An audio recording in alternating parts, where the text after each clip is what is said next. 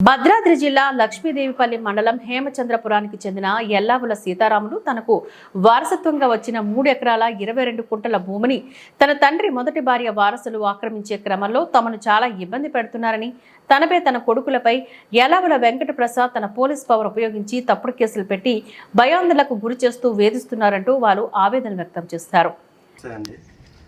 నేను ఎల్లావుల గోపాలరావు హేమచంద్రపురం అండి. మా భూమి తగాదులో ఎల్లావుల వెంకట ప్రసాద్ సిఐ అయిన కానించి మా భూములకు అడ్డం రావటం, మా భూమికి మేము పోతే ఎస్టీ వాళ్ళని పెట్టి మమ్మల్ని తన్నేయటం, మమ్మల్ని భూమి పోకుండా అరాచకాలు ఎక్కువ చేస్తానండి.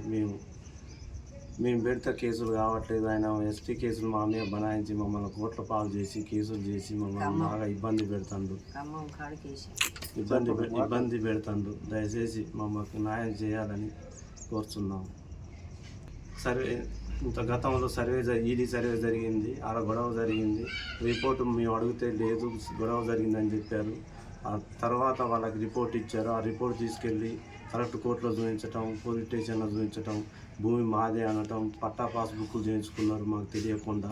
సర్వే చేసుకొని దొంగ సర్వేలు చేసుకొని రిపోర్ట్లు తెచ్చుకొని మమ్మల్ని చాలా ఇబ్బంది పెడతారు భూమి పోకుండా. దయచేసి మాకు న్యాయం చేయగలరని కోరుతున్నాం కలెక్టర్ గారిని. నుండి వారసత్వంగా మా నాన్నగారికి వచ్చింది భూమి. పట్టా పాస్బుక్లు మా నాన్నగారి పేరు మీద ఉంది, కానీ అదే సర్వే నెంబర్ మీద వాళ్ళు పట్టా పాస్బుక్లు ఎట్లా చేసుకొని మమ్మల్ని ఇబ్బంది పెడుతున్నారు. అది కలెక్టర్ గారి దృష్టికి తీసుకెళ్ళినాం. కలెక్టర్ గారి కోర్టులో కేసు నడుస్తుంది. దయచేసి కలెక్టర్ గారు దీన్ని గమనించగలరని కోరుతున్నాం. హేమచంద్రపురం మా నాయన ఎర్రాల ముత్తయ్య. మా నాయనకి 2 భార్యలు. పెద్ద ఆమె పేరు వెంకమ్మ,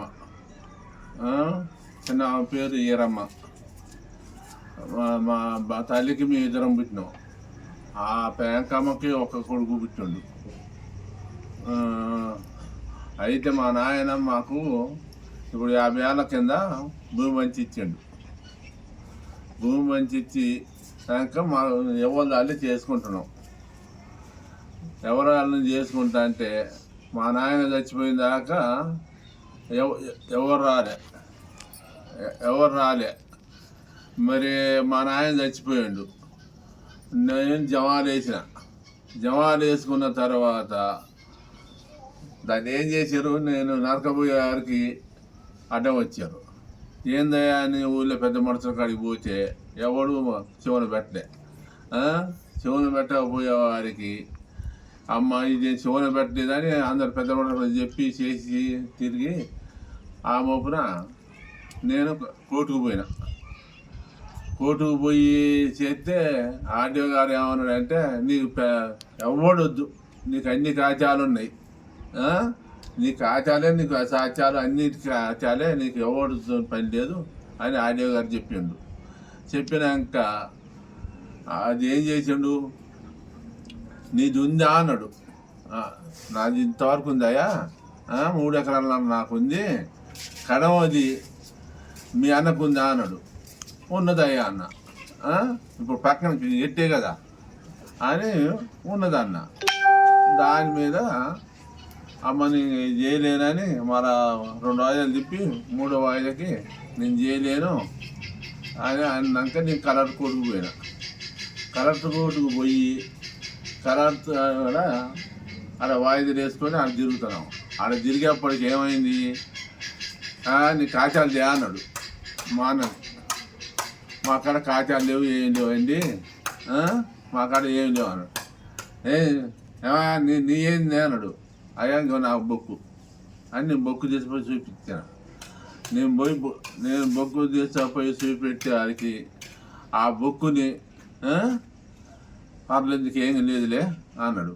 మళ్ళా వాయిదాకి 3వ వాయిదాకి బాబు నీకు తీసేస్తా, అనవసరం మీరు చేసే పని అన్నాడు కలెక్టర్.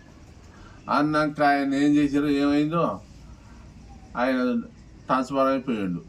మళ్ళీ 2వ కలెక్టర్ వచ్చాడు. 2వ కలెక్టర్ వచ్చి